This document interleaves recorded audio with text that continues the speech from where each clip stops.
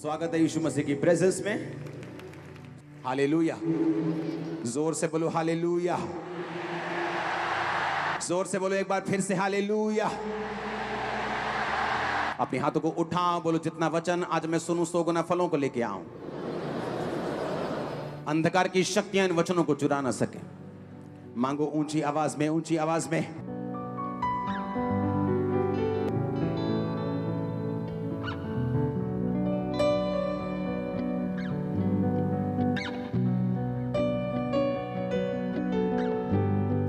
प्रभु यीशु मसीह के सामर्थी नाम में हम मांगते हैं। मेरी आपसे विनती है कि जितना प्रचार इन डिलीवरेंस मीटिंग में हो रहा है, अगर आप थर्सडे मीटिंग अटेंड नहीं करते हैं, आप दूर से हैं, आपको वो प्रीच जाकर ऑनलाइन सुनना है।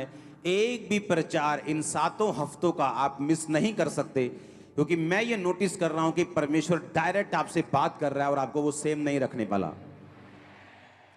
क्योंकि जिस छुटकारे की मैं बात कर रहा हूं, बहुत लोग उसकी चाह रखते हैं, और मैंने देखा है कि सालों साल लोगों को एक ही पोजीशन पर फंसे हुए, वो फैमिली डिस्प्यूट जो उनका सालों से चल रहा है, अभी भी चल रहा है, क्योंकि जो छुटकारे के लिए कदम उठाने जाने चाहिए वो कदम वो नहीं उठा रहे। छुटकारा हमेशा उन कदमों को उठाने के लिए बोलता है जो आपकी स्पिरिट में आते हैं, पर आपके लिए अनकंफर्टेबल हैं, आपको वो कंफर्ट से बाहर कर देते हैं। आपको ऐसा लगता है कि ये मेरे कंफर्ट जोन से बाहर की चीज है, लेकिन याद रखो, जब तक आप अपने कंफर्ट जोन में रहकर प्रभु की सेवा, प्रभु का काम और प्रभु को मानेंगे, कई बार उस छुटकारे का टेस्ट आप नहीं कर सकते जो सचमुच परमेश्वर ने नेक्स्ट लेवल का आप लोगों के लिए रखा हुआ है। जब भी पवित्र आत्मा आपसे बात करे वचन के द्वारा, आपसे डायरेक्ट, किसी भी चीज से डायरेक्ट या इनडायरेक्ट, एक बात हमेशा ध्यान में रखो कि परमेश्वर आपसे बात कर रहा है। आपको कंफर्टेबल लगे चाहे ना लगे, आप असहज महसूस करें उस बात को पूरा करने के लिए, लेकिन उसके पीछे आपका एक ग्लोरियस छुटकारा आपकी वेट कर रहा है, और परमेश्वर इंतजार कर रहा है कि आप उस छुटकारे में एंटर कर सकें। और आज मेरी प्रार्थना है कि यहोवा का आत्मा बल से आप पे उतरे और वो आपकी बुद्धि को खोल दे यीशु के नाम में। आपकी समझ खुल जाए पवित्र आत्मा के नाम में। पवित्र आत्मा आपको उन वचनों को गहराई से समझने की ताकत दे, रेवलेशन दे। आमीन। ऊंचा ये बरकत आपकी है। अब जब मुझे ये मालूम है कि जब परमेश्वर मेरी अगुवाई करेगा कि मैं छुटकारे में एंटर करूं, तो कुछ देर के लिए मुझे अनकंफर्टेबल महसूस हो सकता है।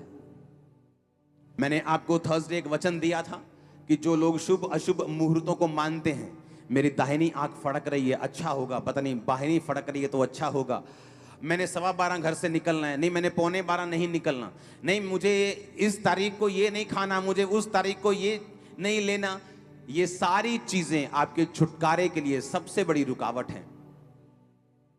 जब तक आप इन बंधनों में रहेंगे, आप कभी छुटकारा हासिल नहीं कर पाएंगे। मुझे शाम को सफाई नहीं करनी, मुझे मॉर्निंग को ये नहीं करना, मुझे इस तरीके को, ये सारी चीजें नॉन बिब्लिकल हैं। इनके पीछे बाइबल का कोई भी तर्क नहीं है। और मोस्टली लेडीज जो हैं वो बंधन में इसलिए रहती हैं ज्यादा, दुष्ट आत्माओं के प्रॉब्लम में बोलते लेडीज ज्यादा क्यों रहती? क्योंकि सबसे ज्यादा इन चीजों को लेडीज मानती हैं। और बाइबल कहती तुम अगर अशुभ और शुभ मुहूर्तों को मानोगे, किसी दिन, नियत या समय को मानोगे, तो मैं तुम्हारा छुटकारा नहीं कर पाऊंगा। तो ये बात आपको ध्यान से समझने की, जब परमेश्वर आपका छुटकारा मांग चाहे, वो छुटकारा आपकी फैमिली का हो सकता है कि आप चर्च में आते हैं, आपके बच्चे पढ़ाई करते हैं, लेकिन आपके अंदर वो स्पिरिचुअल लेवल अभी तक मजबूत नहीं हुआ, आपने परमेश्वर की बातों को कंप्लीटली नहीं माना, आपके बच्चे पढ़ रहे हैं, लेकिन परमेश्वर का प्लान क्या है? परमेश्वर का प्लान है कि आपके बच्चे को फॉरेन भेजना पढ़ाई के लिए, पर आपके दिमाग में वो कभी नहीं आएगा, क्योंकि आपने परमेश्वर की बातों को कंप्लीट नहीं किया। या परमेश्वर उसको ऐसी लाइन में डालना चाहता है जो आने वाले समय में आपके परिवार के फाइनेंशियल सभी गरीबियों को उठा देगा, उसके फट्टे चक देगा, लेकिन कभी वो आपके दिमाग में नहीं आएगा, ना ही आपका बच्चा उस लाइन को पकड़ पाएगा, क्योंकि आपने परमेश्वर की बात को नहीं सुना। एक चीज जो हम आज घोषित मैं आपकी लाइफ के पे करूंगा और आप उसको मानेंगे और ग्रहण करेंगे, वो ये है, उत्पत्ति 22 उसकी 1 से 13 आयत को हम पढ़ेंगे और मैं उसको आपको समझाऊंगा। अगर आपको छुटकारा चाहिए, जिस तरह थर्सडे मैंने बताया कि अगर आपको छुटकारा चाहिए तो आपको इन चीजों को मानना पड़ता है। तो अगला पार्ट उसका है कि अगर आपको अपनी लाइफ में छुटकारा चाहिए तो आपकी लाइफ में कोई भी कमजोरी नहीं होनी चाहिए। कौन सी कमजोरी की मैं बात कर रहा हूं? मैं एक इंसान की बात कर रहा हूं और मैं एक आदत की बात कर रहा हूं। बाइबल बताती है जब परमेश्वर ने 25 साल के बाद अब्राहम को बेटा दिया, अब्राहम को जब इसहाक दिया, बाइबल कहती है तो वो इसहाक के साथ इमोशनली बहुत ज्यादा टच हो गया, क्योंकि उसे वो बेटा उसकी 100 साल की उम्र में मिला था। वो उसके साथ इतना जुड़ गया, इतना ज्यादा इमोशनली अपने बेटे के साथ वो अटैच हो गया कि परमेश्वर को ये बात समझ आ गई कि ये अपने बेटे के साथ बहुत ज्यादा जुड़ चुका है। जब आप क्रिश्चियनिटी में चलते हैं तो परमेश्वर कहता है कि तू मुझसे अधिक अपनी पत्नी, अपने पति, अपने बच्चों, अपने कारोबार, अपने बिजनेस, किसी से भी अधिक प्यार तू मुझसे ज्यादा नहीं करेगा। मैंने लोगों को शारीरिक बंधनों में देखा है क्योंकि उनकी लाइफ में कुछ कमजोरियां हैं। मैंने एक सिस्टर को देखा है, वो सिस्टर जिनको परमेश्वर इस्तेमाल करना चाहता है, लेकिन किसी के साथ इमोशनली वो जुड़ चुकी है और वो भी सिस्टर है और वो परमेश्वर की बात को नहीं सुन पा रही कि परमेश्वर उसे कहां ले जाकर इस्तेमाल करना चाहता है, क्योंकि वो उसके साथ इमोशनली अटैच हो चुकी है। अब अब्राहम जो था वो अपने बेटे के साथ बहुत जुड़ा हुआ था। तो परमेश्वर ने क्या किया? परमेश्वर ने उत्पत्ति 22 उसकी 1 से 13 आयत में लिखा, इन बातों के बाद ऐसा हुआ कि परमेश्वर ने अब्राहम से कहा और उसकी परीक्षा की कि हे अब्राहम। अब्राहम ने कहा, देख मैं यहां हूं। यहोवा ने कहा, अपने पुत्र को अर्थात अपने इकलौते पुत्र इसहाक को जिससे तू प्रेम रखता है संग लेकर मोरिया देश में चला जा और एक पहाड़ के ऊपर जो मैं तुझे बताऊंगा होम बलि करके चढ़ा। परमेश्वर ने कहा, जो तेरा बेटा है ना, जिससे तू बहुत प्यार करता है, इसको होम बलि करके चढ़ा दे। अपने पड़ोसी को बोलो, ध्यान से सुन।